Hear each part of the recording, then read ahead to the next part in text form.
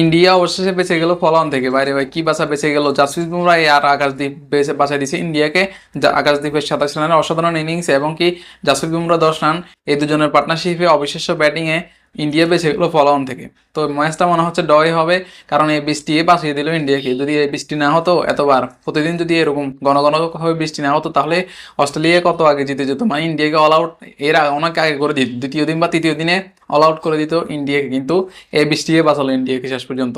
মানে খেলাই পারতেছে না ইন্ডিয়া অস্ট্রেলিয়ার সাথে।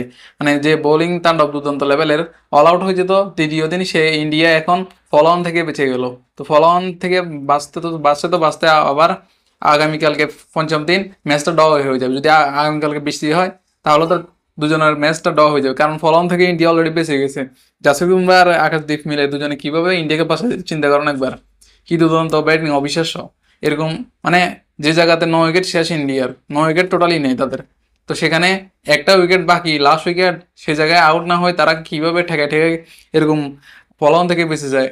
অথচ ফলোঅনের রান আরও বাকি ছিল 30-40 রানের মতো, সেই রান চেস করে পার করে দিয়েছে ইন্ডিয়া। তারা মনে হচ্ছে যেন মানে ম্যাচ ম্যাচ জিতে গেছে, এরকম খুশি হচ্ছে তারা, কারণ ফলোঅন থেকে পার হয়ে গেছে। এরপরে আগামীকালকে তো বৃষ্টি হবে, এটা 100% শিওর, বৃষ্টি হওয়ার সম্ভাবনা আছে। তো বৃষ্টি হলে তাহলে তো ম্যাচটা ড্রয় হয়ে যাবে, কারণ আগামীকাল হচ্ছে টেস্টের পঞ্চম দিন, চতুর্থ দিন আজকে শেষ হয়ে গেছে। তো অস্ট্রেলিয়া পারলো না, দোষ কার? একমাত্র এই বৃষ্টি। এই বৃষ্টির কারণে অস্ট্রেলিয়া ম্যাচটা জিততে পারলো না, মানে ইন্ডিয়াকে অল আউট করতে পারলো না। তারা এতগুলো রান নিল।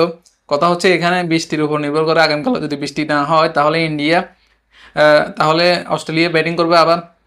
তো ব্যাটিং করে সেখানে অলরেডি অস্ট্রেলিয়া 200 রানের মতো একটা লিড আছে, সেগুলোর সাথে আরও 300 মিলে তাদের টোটাল 500 রানের একটা রানের টার্গেট দিব ইন্ডিয়াকে। তো সেই রান কি ইন্ডিয়া চেস করে দিতে পারবে না, হেরে যাবে ইন্ডিয়া। কিন্তু কথা হচ্ছে সময় হচ্ছে অল্প, আর ম্যাচটা যদি ড্র হয়ে যায় তাহলে ইন্ডিয়া মানে ড্রয় হোক আর যেটা হোক, ইন্ডিয়া শেষ। ইন্ডিয়ার WTC ফাইনাল খেলতে পারবো না।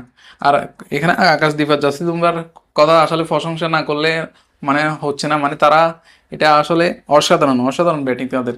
দুজনে মিলে আপনার বোলার হয়ে কি দুর্দান্ত ব্যাটিং করলো চিন্তা করুন একবার। 6 মাসে তার সাথে একটা, 2টা মাসে আকাশদীপ, 6 মাসে একটা, কি দুর্দান্ত ব্যাটিং করলো একবার চিন্তা করেন। মানে ইন্ডিয়া আসলে কি খেলাটা দেখা দিল।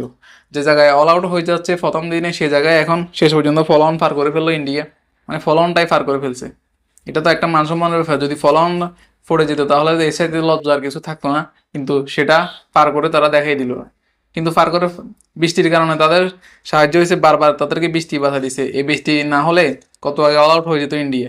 সেখানে আবার অস্ট্রেলিয়া ব্যাটিং করে বিশাল একটা রানের টার্গেট দিত।